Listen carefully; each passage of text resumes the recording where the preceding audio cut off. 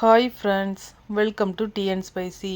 இன்றைக்கி நம்ம கிச்சனில் பெங்களூர் ஸ்டைல் தொன்னை பிரியாணி, அதுவும் நல்லா நிறைய வெஜிடபிள்ஸ்லாம் போட்டு சூப்பராக ரெடி பண்ணியிருக்கோம். அதே மாதிரி லஞ்ச் பாக்ஸ்க்கெலாம் கொடுத்துட்றதுக்கு ரொம்பவே ஈஸியாக இருக்கும். எல்லா விதமான காய்கறிகள்லாம் போட்டு டேஸ்ட் வந்து ரொம்ப சூப்பராக இருக்கும். நார்மலாக எப்பவும் போல் ஒரே மாதிரி பிரியாணி செய்யாமல் இந்த மாதிரி ஒரு தடவை ட்ரை பண்ணி பாருங்கள். டேஸ்ட் ரொம்ப அட்டகாசமாக இருக்கும். இப்போ ஒரு மிக்ஸி ஜாரில் ஒரு கைப்பிடி அளவுக்கு புதினா, ஒரு கைப்பிடி அளவுக்கு கொத்தமல்லி, கூடவே 5-6 பூண்டு, அதே மாதிரி ஒரு சின்ன சைஸ் அளவுக்கு இஞ்சி, இதையும் சேர்த்துக்கலாம். இது கூடவே 5 பச்சை மிளகாய் வந்து சேர்த்துக்கலாம்.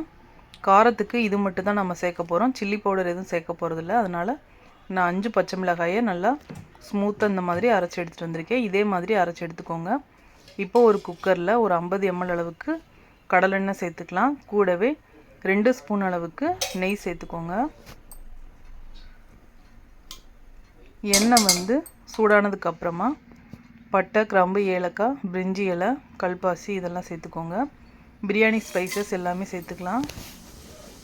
கூடவே 2 பெரிய வெங்காயத்தை நீளமாக கட் பண்ணி எடுத்திருக்கேன், அதையும் சேர்த்துக்கலாம்.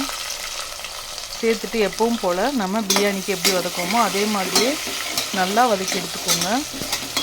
வெங்காயம் நல்லா வதங்கினதுக்கப்புறமா நம்ம அரைச்ச புதினா கொத்தமல்லி பேஸ்ட்டை வந்து சேர்த்துக்கலாம். சேர்த்துட்டு சிம்மில் வச்சுட்டு கலந்து விட்டுக்கோங்க. ஒரு 5 நிமிஷம் மட்டும் இதை நல்லா வதக்கி விட்டுக்கலாம். ஏன்னா இஞ்சி பூண்டு பேஸ்ட்லாம் சேர்த்துருக்கோம், அதோட பச்சை ஸ்மெல் வந்து போகணும்.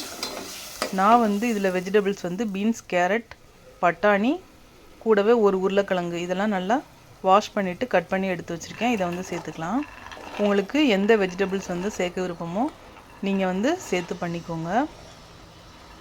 சேர்த்ததுக்கப்புறமா ஒரு தடவை நல்லா மிக்ஸ் பண்ணி விட்டுக்கலாம்.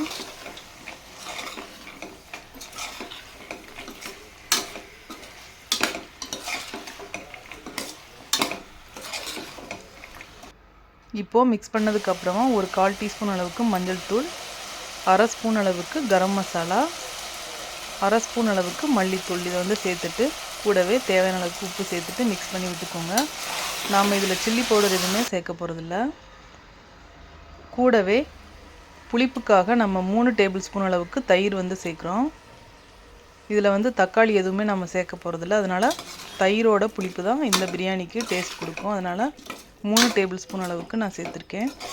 சேர்த்துட்டு நல்லா மிக்ஸ் பண்ணி விட்டுக்கோங்க. லைட்டாக காய்கறி வந்து வெந்தால் போதும். ஒரு 10 நிமிஷம் போல் மட்டும் நாம் இந்த மாதிரி மிக்ஸ் பண்ணி விட்டுக்கலாம். இப்போது மிக்ஸி ஜாரை அலசிட்டு தேவையான அளவுக்கு தண்ணி சேர்த்துக்கோங்க. நான் 2 கப் அளவுக்கு அரிசி எடுத்திருக்கேன், அதனால் 3 கப் அளவுக்கு மட்டும் தண்ணி சேர்க்குறேன். நான் பாஸ்மதி ரைஸ் எடுத்துருக்கிறதுனால 3 கப் அளவுக்கு தண்ணி சேர்த்துருக்கேன். இப்போது நல்லா கொதித்து வந்ததுக்கப்புறமா ஒரு தடவை மிக்ஸ் பண்ணி விட்டுக்கோங்க. நீங்கள் நார்மலாக சாப்பாட்டு அரிசிலையும் செய்யலாம், இல்லைன்னா சீரக சம்பா ரைஸில் கூட செய்யலாம். இப்போது தண்ணியெல்லாம் வடிச்சிட்டு அரிசியை மட்டும் சேர்த்துக்கலாம். சேர்த்துட்டு லைட்டாக ஒரு தடவை மிக்ஸ் பண்ணி விட்டுக்கலாம். ரொம்பவும் போட்டு மிக்ஸ் பண்ண தேவையில்லை. அரிசி சேர்த்ததுக்கப்புறமா லைட்டாக கொதி வந்ததுக்கப்புறமா குக்கரை க்ளோஸ் பண்ணிவிட்டு ஒரு விசில் மட்டும் விட்டு எடுத்துக்கலாம். இப்போது நல்லா வெந்து வந்திருக்கு. ஓப்பன் பண்ணி பார்க்கலாம். சூப்பரான தொன்னை பிரியாணி வந்து ரெடி ஆயிடுச்சு. கண்டிப்பாக ட்ரை பண்ணி பாருங்கள். இது வந்து சாப்பிட்றதுக்கு ரொம்பவே மைல்டாக சூப்பராக அட்டகாசமாக இருக்கும். அதே மாதிரி லஞ்ச் பாக்ஸ், ஆஃபீஸ் போகிறவங்களுக்குலாம் இதை கொடுத்து விடுங்க. ரொம்பவே என்ஜாய் பண்ணி சாப்பிடுவாங்க. பார்க்கும்போதே தெரியும் உங்களுக்கு, ரைஸ் நல்லா ஒன்றோட ஒன்று ஒட்டாமல் நல்லா பர்ஃபெக்டாக வந்திருக்கு.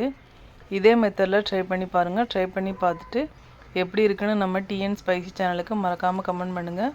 லஞ்ச் பாக்ஸ் ரெசிபி நிறைய நம்ம சேனலில் அப்லோட் பண்ணியிருக்கேன். அதோட லிங்க் டிஸ்கிரிப்ஷனில் இருக்குது. வேணுங்கிறவங்க மறக்காமல் போய் செக் பண்ணி பாருங்கள்.